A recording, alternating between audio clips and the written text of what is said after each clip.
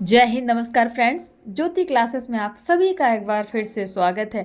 Friends, जैसा कि आप सभी को पता है कि हमने अपनी क्लास 6 होम साइंस की सीरीज़ कंटिन्यू कर रखी है और जिसमें हमने अभी तक चैप्टर 1 to 8 कंप्लीट किया है। आप सभी से रिक्वेस्ट है कि अगर अभी तक आपने चैप्टर 1 to 8 की वीडियोस नहीं देखी है तो फर्स्ट ऑफ ऑल प्लेलिस्ट में जाइए और चैप्टर 1 to 8 की वीडियोस को अच्छे से वॉच कीजिए, क्योंकि मैंने उसमें पूरे चैप्टर को बहुत ही अच्छे से एक्सप्लेन कर रखा है और उनके सलूशन भी मैंने आपको प्रोवाइड कराए हैं। तो फ्रेंड्स, चलिए बिना टाइम वेस्ट करे चलते हैं आज की क्लास में और देखते हैं आज का टॉपिक। तो फ्रेंड्स, आप स्क्रीन पर देख पा रहे होंगे कि आपको ये दिख रहा है चैप्टर 9, जो कि क्लास 6 का क्या है, चैप्टर 9। और जिसमें आज हम क्या पढ़ने वाले हैं, आज हम पढ़ने वाले हैं गृह परिचर्या व रोगी का कमरा, यानी look after a patient and patient's room. Okay, तो फ्रेंड्स, हमेशा की तरह न्यू टॉपिक स्टार्ट करने से पहले हमने प्रीवियस क्लास में क्या पढ़ा था एक बार फटाफट उसका क्विक रिवीजन ले लेते हैं, क्योंकि यू नो दैट ना friends, revision is the most important part of our study, जिससे कि हम आगे का तो पढ़ते जाएं बट पीछे का भूलें नहीं। तो चलिए फ्रेंड्स, फटाफट हमने प्रीवियस क्लास में क्या किया था उसका क्विक रिवीजन ले लेते हैं। तो फ्रेंड्स, आप ये देख पा रहे होंगे स्क्रीन पे, हमने चैप्टर 8 कंप्लीट किया था और उसकी स्मरणीय तथ्य और उसके क्वेश्चंस किए थे। चैप्टर 8 में हमने क्या क्या पढ़ा था, हमने पढ़ा था फर्स्ट एड यानी कि प्राथमिक चिकित्सा। फिर हमने देखा था कि प्राथमिक चिकित्सा का अर्थ क्या होता है। फिर हमने देखा था प्राथमिक चिकित्सा की आवश्यकता क्या होती है। उसमें हमने कुछ पॉइंट्स देखे थे कि प्राथमिक चिकित्सा की आवश्यकता आखिर क्यों पड़ती है। फिर हमने देखा था फ्रेंड्स कि प्राथमिक चिकित्सा के अंतर्गत होने वाले कार्य कौन कौन से हैं, यानी कि प्राथमिक चिकित्सा के अंतर्गत होने वाले वो कौन कौन से आवश्यक कार्य हैं। ये हमारा था फ्रेंड्स चैप्टर कंप्लीट हुआ था, जिसमें हमने देखा था कौन सा चैप्टर था, फर्स्ट एड। फर्स्ट एड में हमने ये सारे टॉपिक कंप्लीट किए थे। फिर हमने देखा था उसके स्मरणीय तथ्य, यानी कि इस चैप्टर के इम्पोर्टेंट्स पॉइंट्स क्या क्या हैं जिनको हम याद रख सकते हैं। इसको आप इस चैप्टर का समरी या कंक्लूजन भी बोल सकते हैं। तो ये था फ्रेंड्स हमारा चैप्टर 8। और उसके बाद हमने किए थे प्रश्नावली, जिसमें हमने सॉल्व किया था बहुविकल्पीय प्रश्न, रिक्त स्थानों की पूर्ति, और साथ में देखा था हमने सही गलत, यानी कि सही वाक्य पर सही और गलत वाक्य पर गलत का चिन्ह लगाए। तो फ्रेंड्स, ये था हमारा प्रीवियस क्लास। तो चलिए फ्रेंड्स, बिना टाइम वेस्ट किए आज का टॉपिक स्टार्ट करते हैं। तो जैसा कि अभी हमने आप सबको बताया कि आज का टॉपिक है गृह परिचर्या व रोगी का कमरा, यानी कि look after a patient and patient's room, कि जो हमारे रोगी है यानी कि जो पेशेंट होता है उसको किस तरह देख रेख करनी चाहिए और उसका कमरा किस तरह का होना चाहिए। तो देखते हैं गृह परिचर्या। गृह परिचर्या घर पर रोगी की देखभाल व सेवा शुश्रूषा को गृह परिचर्या कहते हैं। बीमारी की अवस्था में रोगी की चिकित्सा डॉक्टर द्वारा ही की जाती है। चिकित्सा मतलब रोगी का इलाज, किंतु घर पर रोगी की देखभाल की निरंतर आवश्यकता होती है, जैसे समय पर दवा देना, भोजन खिलाना, नहलाना, कपड़े बदलना व मलमूत्र त्याग कराना आदि। ये सभी क्या कहलाते हैं फ्रेंड्स, ये सारे ही कार्य गृह परिचर्या कहलाते हैं। रोगी को स्वस्थ करने के लिए उसकी उचित देखभाल का अत्यंत महत्व होता है। यह कार्य एक कुशल परिचारक या परिचारिका ही कर सकती है। गृह परिचारिका घर पर रोगी की सेवा व देखभाल करने वाली गृहिणी को क्या कहते हैं, गृह परिचारिका कहते हैं। आपसे अगर पूछ लिया गया कि गृह परिचारिका किसे कहते हैं, तो हमने अभी देखा घर पर रोगी की सेवा व देखभाल करने वाली गृहिणी को गृह परिचारिका कहते हैं। रोगी के ठीक होने में गृह परिचारिका की विशेष भूमिका होती है। इस कार्य को सफलतापूर्वक करने के लिए उसमें निम्नलिखित गुणों का होना आवश्यक है, यानी कि ये गृह परिचारिका कौन हो सकती है और उसके अंदर कौन कौन से गुण होने चाहिए। तो नंबर 1 है परिचारिका को शांत स्वभाव का होना चाहिए। नंबर 2, परिचारिका को स्वस्थ, हंसमुख व चुस्त होना चाहिए। चुस्त मीन्स एक्टिव होना चाहिए। परिचारिका की वाणी में मधुरता, हृदय में दयालुता, कार्य में कुशलता होनी चाहिए। परिचारिका में आत्मविश्वास व विनम्रता होनी चाहिए।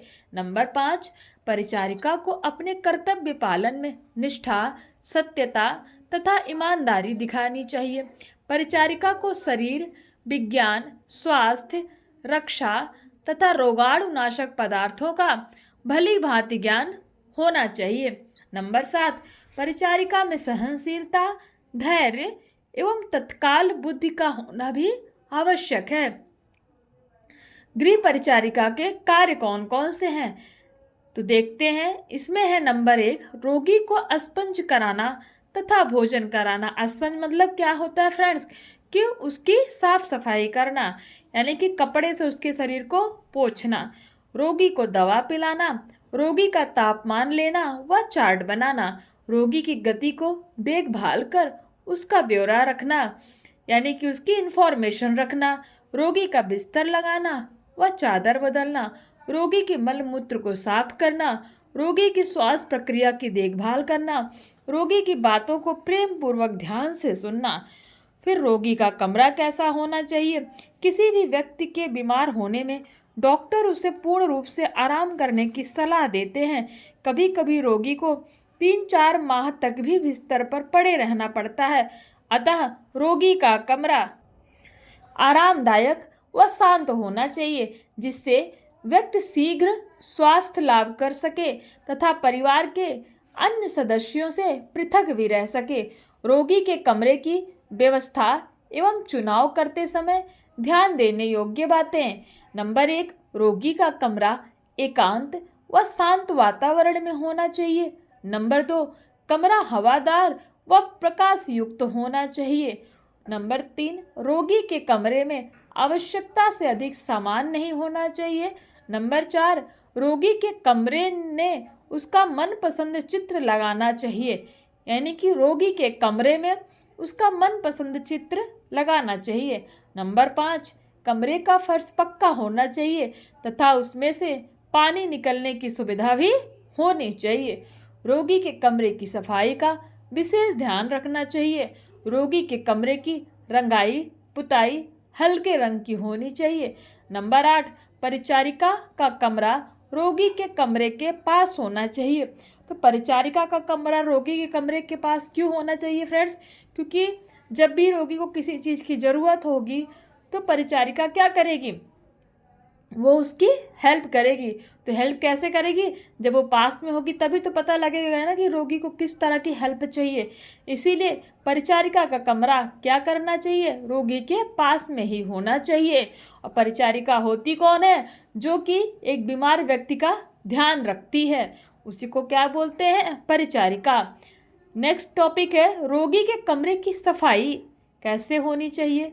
नंबर 1, प्रतिदिन सुबह शाम झाड़ू लगाकर फिनाइल के पानी से पोछा लगाना चाहिए। सिंपल पोछा नहीं लगाना चाहिए फ्रेंड्स, उसको फिनाइल के पानी से पोछा लगाना चाहिए। आप फिनाइल भी डाल सकते हैं, फिनाइल की जगह डेटॉल भी डाल सकते हैं, जिससे कि कोई भी बैक्टीरिया ना हो और साफ सफाई अच्छे से हो जाए। नंबर 2, सुगंध के लिए अगरबत्ती का जलाना ठीक रहता है, क्योंकि अच्छी महक आएगी, अच्छी सुगंध आएगी तो उसका मन भी अच्छा रहेगा। नंबर 3, बिस्तर की चादर व तकिए आदि के कवर को प्रतिदिन बदलना चाहिए। ये नहीं कि एक दिन बिछा दिया, 1 हफ्ते तक वो कंटिन्यू चल रहा है।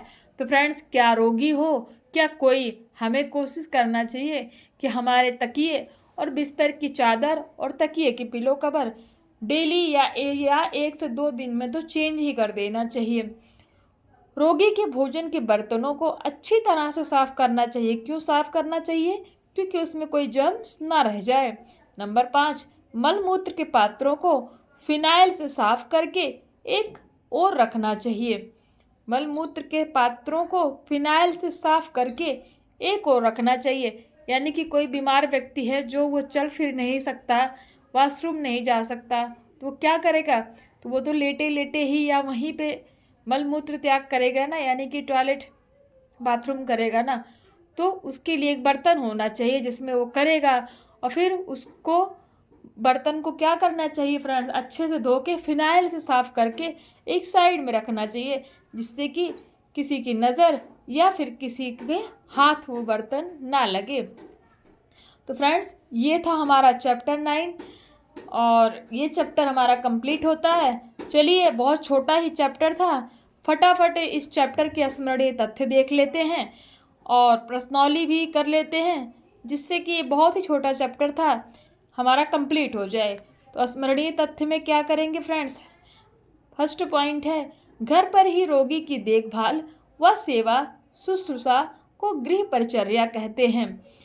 नंबर 2, घर पर रोगी की देखभाल करने वाली गृहिणी को गृह परिचारिका कहते हैं। परिचारिका को हंसमुख और शांत स्वभाव का होना चाहिए। नंबर 5, परिचारिका को शरीर विज्ञान, स्वास्थ्य रक्षा तथा रोगाणुनाशक पदार्थों का भली भांति ज्ञान होना चाहिए। रोगी का कमरा आरामदायक और शांत स्थान पर होना चाहिए।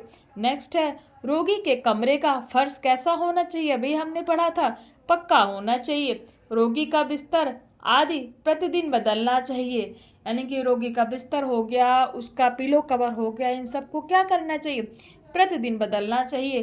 तो ये थे फ्रेंड्स इस चैप्टर के स्मरणीय तथ्य। चलिए फटाफट इसकी प्रश्नावली पर नज़र डाल देते हैं। पहला है बहुविकल्पीय प्रश्न, जिसमें देखेंगे सही विकल्प पर सही का चिन्ह लगाइए। नंबर 1, रोगी के कमरे की नित्य प्रति करनी आवश्यक है। तो क्या करनी आवश्यक है, रंगाई, सफाई, पुताई या ये सभी। तो हमने अभी पढ़ा था फ्रेंड्स, क्या करनी आवश्यक है, सफाई करनी आवश्यक है। रोगी के कमरे के पास कमरा होना चाहिए। किसका कमरा होना चाहिए, तो रोगी के कमरे के पास परिचारिका का कमरा होना चाहिए, डॉक्टर का नहीं, उपरोक्त दोनों का, इनमें से कोई नहीं। तो ये सारे ऑप्शन नहीं होंगे फ्रेंड्स, कौन सा होगा, परिचारिका का। तो रोगी के कमरे के पास किसका कमरा होना चाहिए, परिचारिका का कमरा होना चाहिए। नेक्स्ट है रोगी का कमरा होना चाहिए हवादार, प्रकाश युक्त, इनमें से कोई नहीं, या फिर उपरोक्त दोनों। तो फ्रेंड्स हवादार भी होना चाहिए और प्रकाश युक्त भी होना चाहिए। तो इसका आंसर क्या हो जाएगा, इसका आंसर हो जाएगा उपरोक्त दोनों। फिर है रिक्त स्थानों की पूर्ति कीजिए।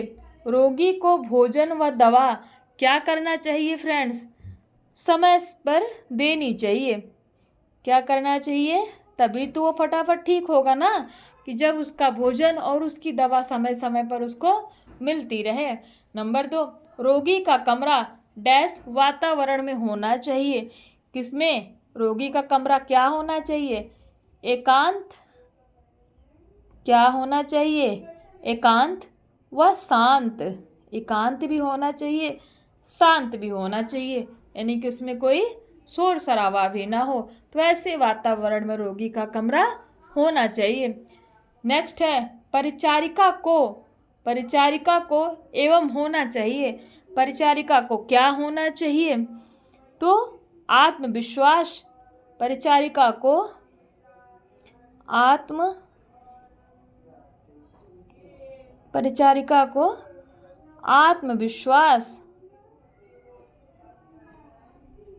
आत्मविश्वास स्वभाव का होना चाहिए।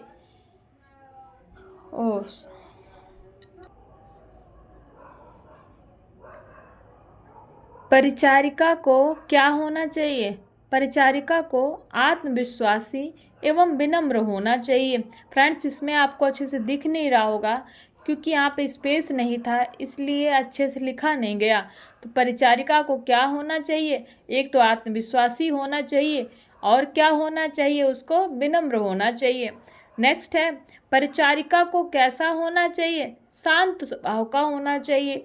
फिर रोगी के कमरे की डैश विशेष ध्यान रखना चाहिए। रोगी के कमरे की किस चीज़ की विशेष ध्यान रखना चाहिए, सफाई का विशेष ध्यान रखना चाहिए, यानी कि रोगी के कमरे की सफाई का विशेष ध्यान रखना चाहिए। तो ये था फ्रेंड्स रिक्त स्थान। अब देखते हैं सही गलत। गृह परिचारिका का स्वभाव कठोर होना चाहिए। तो ये स्टेटमेंट क्या है फ्रेंड्स, ये स्टेटमेंट है रॉन्ग, क्योंकि गृह परिचारिका का स्वभाव कैसा होना चाहिए, उसका स्वभाव होना चाहिए मधुर होना चाहिए, ना कि कठोर होना चाहिए। तो गृह परिचारिका का कार्य स्वयं की सेवा है। तो गृह परिचारिका का कार्य स्वयं की सेवा है। इसका उत्तर क्या हो जाएगा फ्रेंड्स? गृह परिचारिका का कार्य स्वयं की सेवा है, नहीं, रोगी की सेवा है। कि वह रोगी की सेवा जो करती है उसी को कहते हैं परिचारिका। नंबर 3, रोगी का कमरा परिचारिका के कमरे के पास होना चाहिए। तो ये स्टेटमेंट क्या हो जाएगा फ्रेंड्स? ये स्टेटमेंट हो जाएगा सही कि परिचारिका का कमरा रोगी के कमरे के पास ही होना चाहिए। लास्ट है, रोगी का कमरा साफ सुथरा होना चाहिए। तो दिस स्टेटमेंट इज ट्रू, यानी कि रोगी का कमरा कैसा होना चाहिए? साफ सुथरा होना चाहिए। तो फ्रेंड्स, ये था आज का हमारा प्रश्नौली और ये पूरा चैप्टर जो कि आज मैंने आपको एक ही वीडियो में प्रोवाइड करा दिया, क्योंकि बहुत ही छोटा चैप्टर था फ्रेंड्स। छोटा चैप्टर होने के नाते 2 वीडियो बनाना मैंने ज़रूरी नहीं समझा, क्योंकि पूरा ही वीडियो आप देखो 16-17 मिनट का बन रहा है।